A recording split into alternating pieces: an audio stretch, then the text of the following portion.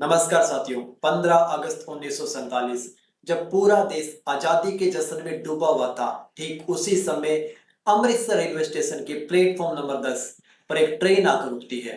Train की बोगियों के दरवाजे बंद थे और खिड़कियां खुली हुई थी, लेकिन पूरे स्टेशन पर एक खौफनाक सन्नाटा पसर जाता है। जब स्टेशन मास्टर ने हिम्मत करके उस ट्रेन का पहला दरवाजा खोला, तो अंदर का मंजर देखकर उसकी रूह कांप जाती है। ट्रेन में जिंदा इंसान नहीं बल्कि सिर्फ लाशों के ढेर थे, और ट्रेन की आखिरी डिब्बे पर सफेद अक्षरों से लिखा हुआ था, यह आजादी का तोहफा है नेहरू और पटेल के लिए। आज हम राजनीति की बड़ी बड़ी बहसों से ऊपर उठकर इतिहास के उस काले पन्ने को पलटेंगे जिसे द ट्रेन ऑफ पार्टीशन यानी विभाजन की ट्रेन कहा जाता है। आज की इस वीडियो में हम समझेंगे कि जो ट्रेन लाखों लोगों के लिए नई जिंदगी की उम्मीद थी, वो अचानक मौत की गाड़ियां कैसे बन गई और बाद में इस कत्लेआम को कैसे रोका गया, आज इस वीडियो के माध्यम से समझेंगे। दोस्तों, 3 जून 1947 को माउंटबेटन प्लान आया था। यह वही प्लान है जिसने भारत और पाकिस्तान का विभाजन कर दिया। इस पार्टीशन के अकॉर्डिंग सिरिल रेडक्लिफ महोदय को बुलाया जाता है भारत और पाकिस्तान का विभाजन करने के लिए। आपको बता देते हैं, रेडक्लिफ महोदय को भारत के बारे में कुछ नहीं पता था।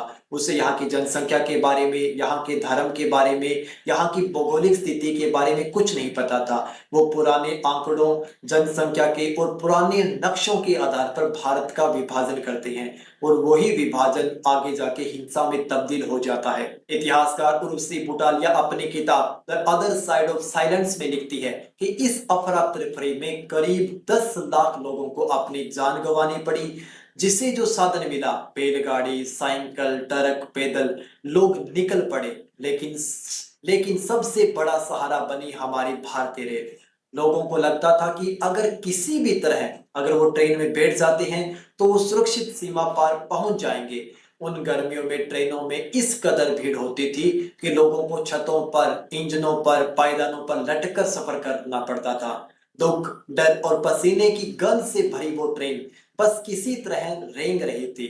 लेकिन ये उम्मीद बहुत जल्द ही एक खौफनाक दुख के सपने में तब्दील हो जाती है। इतिहासकार यास्मीन खान अपनी किताब द ग्रेट पार्टीशन में लिखती है कि ये ट्रेनें सिर्फ सफर का जरिया नहीं थी, ये जेनोसाइड यानी नरसंहार का सबसे बड़ा अड्डा बन चुकी थी। हमलावरों ने ट्रेन को निशाना बनाने के क्रूर तरीके ढूंढ लिए थे। पटरियों पर बड़े बड़े पत्थर रख दिए जाते थे, ड्राइवरों को डराया जाता था, या ट्रेन के अंदर ही अपने किसी आदमी को बिठाकर सुनसान जगह पर चेन खिंचवाकर ट्रेन रुकवा दी जाती थी। जैसे ही ट्रेन रुकती, तलवारों और हथियारों से लेस भीड़ उन पर टूट पड़ती। चीख पुकार, मजबी नारे और इसके साथ सिर्फ सन्नाटा। सबसे बड़ा सच क्या है जानते हो? यह क्रूरता किसी एक तरफ से नहीं हो रही थी। भारत और पाकिस्तान दोनों तरफ की ट्रेनों में इंसानों का कत्लेआम हो रहा था।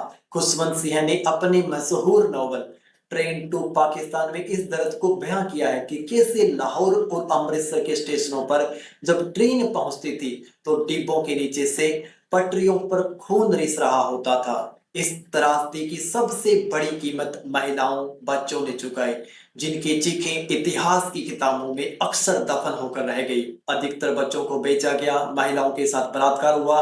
ऑनर किलिंग के नाम पर खुद के परिवार ने ही अपनी महिलाओं को मार दिया। मशहूर इतिहासकार विपिन चंद्रा लिखते हैं कि इतनी जल्दबाजी में किया गया ट्रांसफर ऑफ पावर ही सबसे बड़ी हिंसा का कारण था। वो कहते हैं कि जो ट्रांसफर हुआ था पावर का, यही हिंसा का कारण बनता है। लेकिन जब पानी सिर से ऊपर चला गया तो दोनों देश की सरकार ने और सेनाओं ने होश संभाला। आखिर इस कत्लेआम को रोका कैसे जाए, इसके लिए 4 बड़े कदम उठाए गए जिन्हें समझना बहुत जरूरी है। पहला है मिलिट्री एस्कॉर्ट। ट्रेनों की सुरक्षा का जिम्मा इंडियन आर्मी और पंजाब बॉर्डर मिलिट्री पुलिस को सौंपा गया।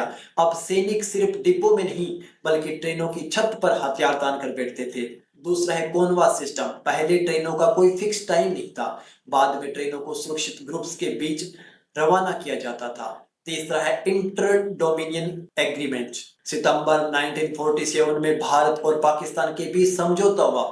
दोनों तरफ लाइंस ऑफिसर्स को तैनात किया गया।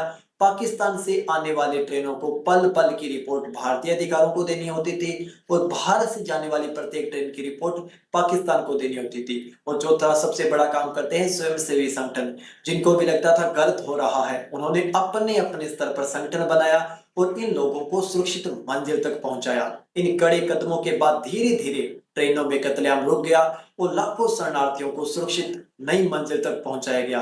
दोस्तों, आज जिस आजादी में हम सांस ले रहे हैं उसकी कीमत हमारे पूर्वजों ने अपने खून से चुकाई है। विभाजन सिर्फ जमीन का नक्शा बदलना नहीं था, वो इंसानियत की एक सच्ची और सबसे बड़ी परीक्षा थी, जहां पर हमें लगता है कि हम असफल रहते हैं, क्योंकि कम से कम 10 लाख लोग मारे जाना और कम से कम करोड़ और 2 करोड़ लोगों का अपने घर से विस्थापित हो जाना मानव सभ्यता पर एक कलंक है, जो हमें भारत में देखने को मिला था। सबसे बड़ी सीखने वाली बात है कि धर्म जब किसी भी बात को हवा देता है तो उससे हम देखते हैं कि नरसंहार ही होता है। तो हमें 1947 के पार्टीशन से शिक्षा लेनी चाहिए और धर्म को अपनी आन बान शान का सवाल नहीं बनाना चाहिए। धर्म हमें नैतिक शिक्षा देता है, धर्म हमें सही राय देता है, धर्म हमें कट्टरपंथी हिंसा करने पर उतारू होने की शिक्षा नहीं देता है। धन्यवाद।